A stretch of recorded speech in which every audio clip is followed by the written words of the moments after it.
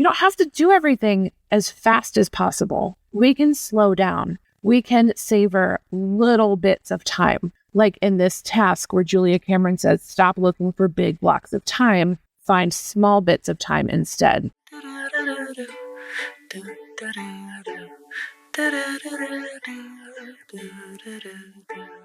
Okay. Hooray! I got a new microphone. I got a little adorable pink headset. So we're trying this out. Hopefully the audio quality is better. And also I have this adorable pink headset on and it makes me feel adorable.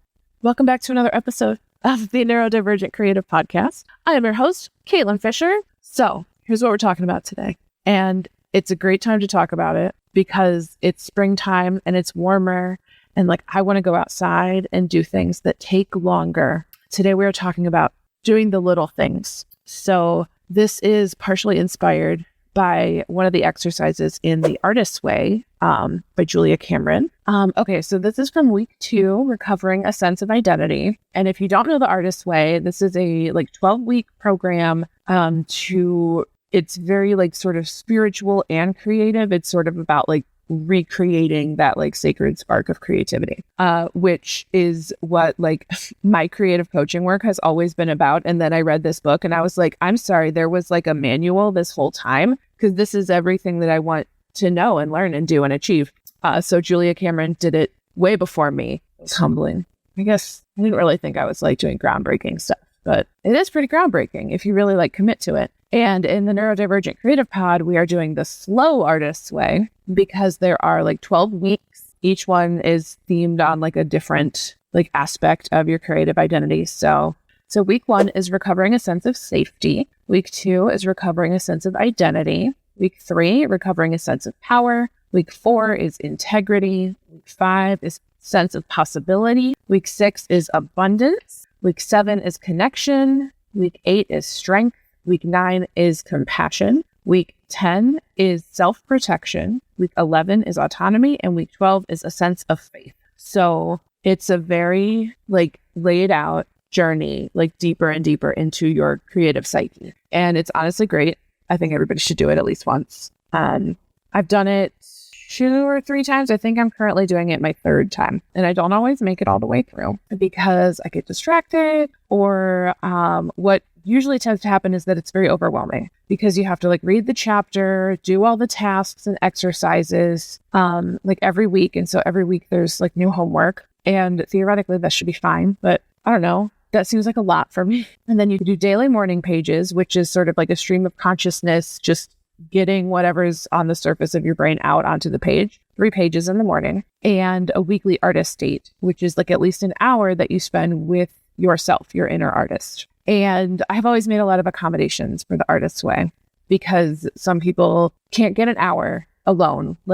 They're the primary caretaker for their kids. And so I'm then do your artist date with your kids. I don't think we should gatekeep this stuff. I think you can get a pretty good result happening if you do it imperfectly. In fact, we should be doing everything imperfectly all the time because perfection is not real. So I have to say that 1,000 million times so that I eventually start to believe it as well, because I'm also a perfectionist and it sucks a lot. Keeps me very stressed out most of the time. So it's a 12-week program. And in the Neurodivergent Creative Pod, we're doing 1 week per month. So it's currently April. We are in week 4. And in May, we will be in week 5. So we are taking this very slowly. We're only doing a couple tasks a week. We are breaking it down. I go live in the Facebook group and I read the chapter. It's pretty adorable, in my opinion, and people seem to like it. So even if you just drop in and you do a couple exercises here and there and you just think more about your creative self, I think that's a win. So come hang out with us. Okay, so this task is in week 2, and it is the line that I underlined and was we need to talk about this is stop looking for big blocks of time when you will be free. Find small bits of time instead. And that is, I think, difficult for people with ADHD because we have a rough time estimating how long something takes. We either think it's going to take hours and hours and hours, and then when we finally sit down and do it, it takes 10 minutes. That one's very humbling. Or maybe we think something will take I can do that in 20 minutes. I can do that in half an hour. And then it ends up taking multiple hours. That is a constant source of stress. Not knowing how long something's going to take it means that like I'm stressed out whenever I commit something or I'm on a deadline, and I'm like, no problem, I can totally do that. And then I'll pre-plan it out. I'm like, I'll just work on it for 2 hours a day on these 4 days. And then this 8-hour project is complete. Ta-da! So stressed about the schedule. That's where I was before I was distracted by my hair. I'm a scheduler.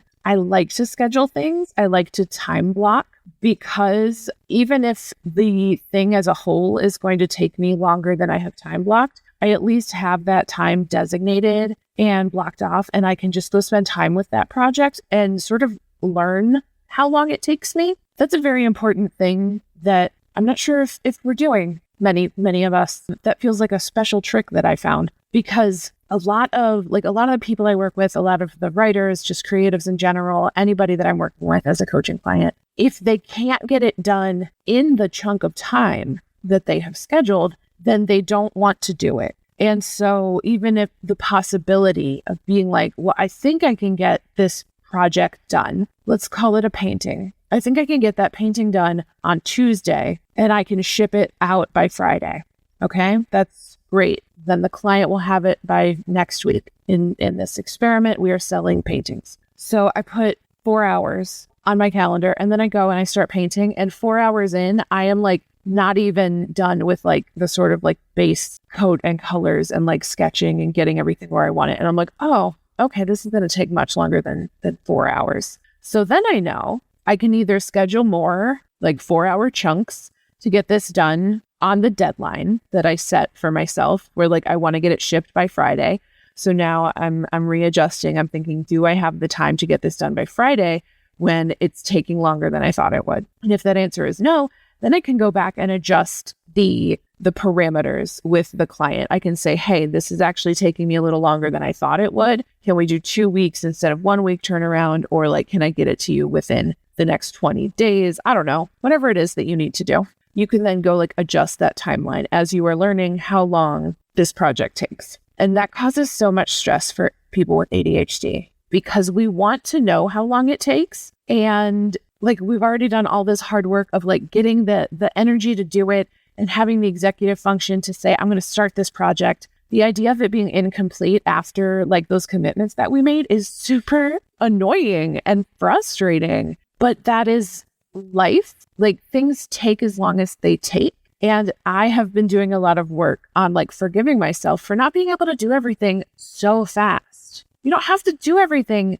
as fast as possible. We can slow down. We can savor little bits of time. Like in this task where Julia Cameron says, stop looking for big blocks of time, find small bits of time instead. You can do that with anything, not just a creative activity. If you want to take more walks, you're like, my schedule does not support me taking a walk for an hour a day, and I would love to take a walk for an hour a day, then go outside for 10 minutes and be okay with that. Because then at least you're going outside and getting fresh air and taking a walk. Even if it's not the entire thing that you wanted to complete, you have still done a little bit. And that is better than nothing. And I'm in this phase in my life where the perfectionism has gotten dialed down. I think like a combination of therapy and changing up my meds and just the fact that it's springtime and so the sun is out and I'm not feeling as like depressed and fatigued in my body like during winter, when you get the winter blues, as we call it, or seasonal affective disorder for those who call it by its real name. And then there's also just the ongoing horrors that's also contributing to my current state of less anxiety and less perfectionism. I haven't read the news for like 10 days. And that's not perfectly true, because I have seen some headlines. I've read like a couple posts on Facebook. But what I do is when I notice, I'm like, you're getting into the horrors, I close out of Facebook. I look away from the TV. I do whatever. Like, we were at a hotel this weekend, and so like CNN would just be up playing, and I would start reading and being like, oh, that's going on. And then I'm like, no, focus, do this. Don't watch the news like that. Because being constantly immersed in the news, and it keeps me on edge. It keeps me on edge, and then my anxiety is higher. My obsessive compulsive tendencies are higher. My like depression and anxiety start a little fight with each other, and they chase each other around the chair like a cat and a dog. And we're not having a great time. And so taking just 10 days off of doom, of like constantly inputting bad news and stressors and anxiety and fear, I feel like a completely different person. And so I'm like, let's all take a break from the horrors, okay?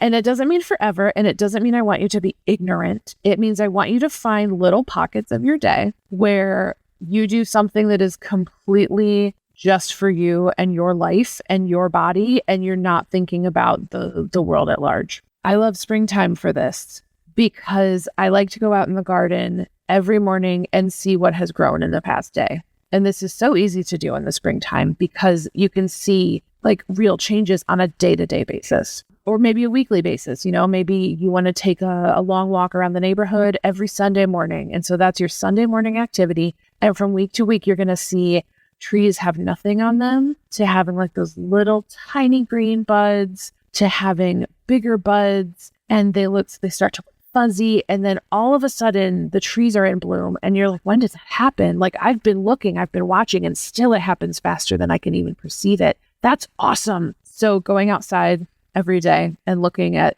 one flower in your yard, one tree on your street, like, and just seeing like what's going on around it. Like there's birds. Birds are nesting. Birds are coming in and picking up seeds. Birds are doing whatever birds are doing, screaming at each other, trying to get laid. I've been noticing the big fat bumblebees, and I love them. And I accidentally like trapped one like under a stick because like I stepped on the sticky twig. I don't know. It was like a bush, and then I pulled it out and I threw it out in the yard. So now it just feels like a stick. It's not doing much. It's a stick. I like stepped on that, and it sort of like trapped the bee under a twig, and it started buzzing really loud, and I thought I heard it, but I didn't. It got away. It was fine. And it didn't come sting me either. I don't really have a lot of anxiety about bees. I used to as a kid because everybody was like, well, that's a bee and it will sting you. And bee stings hurt a lot. I've never been stung by a bee in my life. And I've always been very anxious about bees. Especially if you watch My Girl, the 90s classic, you'll be scared of bees for life. But now I love the bees. We have a truce. We love each other. I just like to watch them. I like seeing when they have like little pantaloons of pollen on their back legs because they're just storing the pollen there, and they just get these big, they look like big butts on the bees, like big fuzzy pollen butts. They're adorable. You should go look at a bee. But that's what I mean. And that's what I think Julia Cameron means about like find small bits of time instead. I can sit and watch a bee for like 2 minutes and it feels like I've done something really like interesting. It's like I don't have to go chase a dopamine high from a little game or a TV show or social media. I can just watch a bee, and I have no idea what that bee is going to do. The bee is unpredictable, and I just watch the bee do bee stuff, and I feel like I am more connected to like my own body and the ground and the planet that I live on, and that helps me stay off my phone and stay off the doom scrolling and stop looking for the terrible news, because I'm like, we're the only species that does that. We're the only species that sits around in terror all day long because we've evolved, and we could just be eating fruit on an island somewhere, but somebody had to be like, no, we need credit scores and full-time jobs in a stock market. And I'm like, I really should be eating fruit and swimming on a beach. I'm probably more of a mountain person, but I should be eating fruit and watching bees. That's just the dream right now. Catching me on a weird day. I mentioned that we were out of town this weekend and we were working at a convention. And so I've just been so exhausted. And I was like, okay, all I have to do today is record a podcast. I'm recording this on Tuesday. It's Earth Day, a great day for me to go on a tangent about bees, but I'm not all here yet. Because I've been taking it really easy to like reacclimate into my normal routine after 3 days of being very on and very social and talking to people for like 8 hours a day. That's a lot of talking to people. And then my throat hurts and I'm like, oh, it's COVID. And my partner's like, it's because you were talking to people for 8 hours a day. And he's very good at keeping me less anxious. He's delightful. Hey friend, it is time for another round of novel parkour. This time it's going to be a free 3-day workshop. In just 3 days, you're going to be able to take your epiphany, the thought that you had in the shower, and you will have it turned into a pretty robust outline that has enough structure to keep you moving forward on your first draft, but also enough room that you can be flexible when it comes to figuring out how to move from scene to scene, or if you have a plot hole, you're going to learn how to not get stuck in that plot hole. So this is specifically designed, because I have ADHD, for ADHD writers. So the autism wants a plan, the ADHD wants to frolic, and novel parkour is like my secret ingredient somewhere between plotting and pantsing is novel parkour.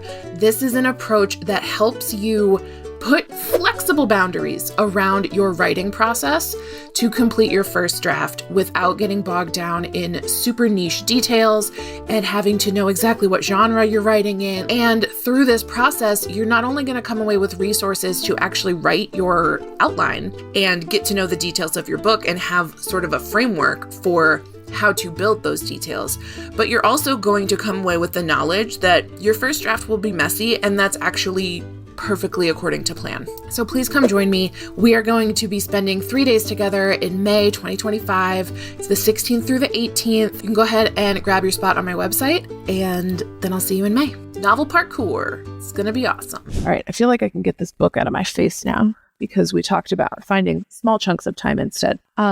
So some ways that you might implement finding small chunks of time. I like to make myself like a little menu of, okay, if I have 5 minutes, here's something I can do. If I've got 15 minutes, here's something I can do. If I have an hour, here's something I can do. And those can be things like I have these like small watercolor pads. These are 4x6 inches. So I can do like a little 4x6 watercolor in 20 minutes if I want. I can certainly take longer, but like I can put color on this paper for 20 minutes and that will feel really good to my brain. Cool. So now I just have this and I can see it from where I sit on my desk. And so if I ever like have a lull in my day and I want to fill it with something creative instead of just more work, because I'm also very good at that, I can just go find more work to do. I've got these watercolors, and I've also started, when I use the watercolors, I have like liquid tube watercolors. I've been putting them into a little plastic container so that I don't have to throw the paint out.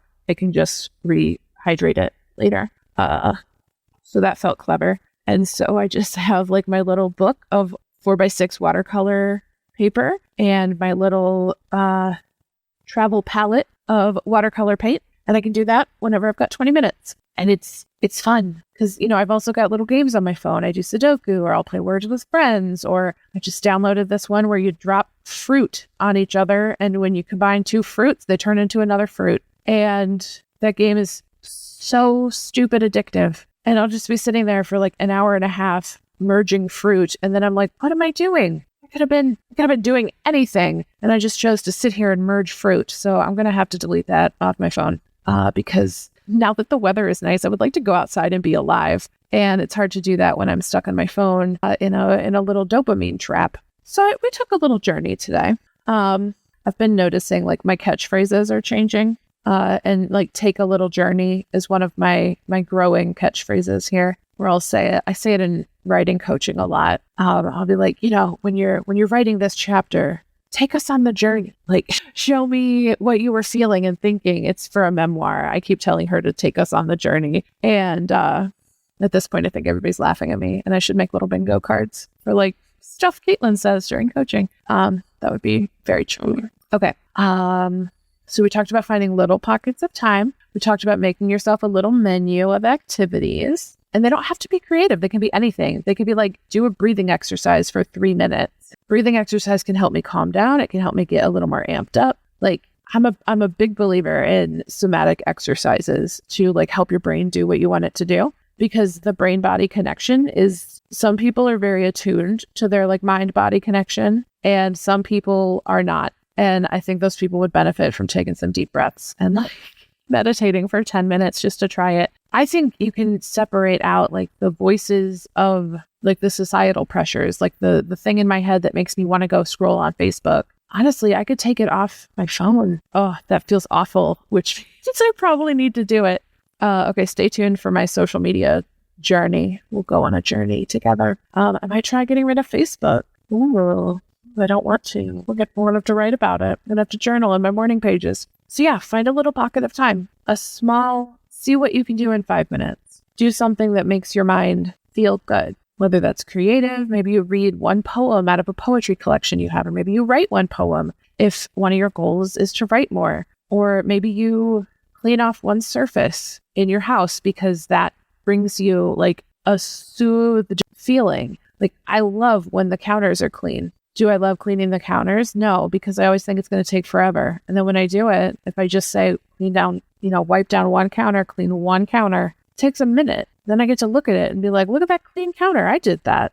It's free real estate for your brain. So next time there's a lull, find something fun to do that is like being in your body and your mind instead of dissociating into a game or into the horrors or whatever. Like, go watch a bee. Go watch a bee, man. It'll change your life. Highly recommend watching a bee. Okay, I'm going to go. I love you. Bye. Coach, they'll change your approach and tell you a joke to lighten your load and help you along or sing you a song. Do-do-do-do-do. Do-do-do-do. Do-do-do-do-do. Do-do-do-do.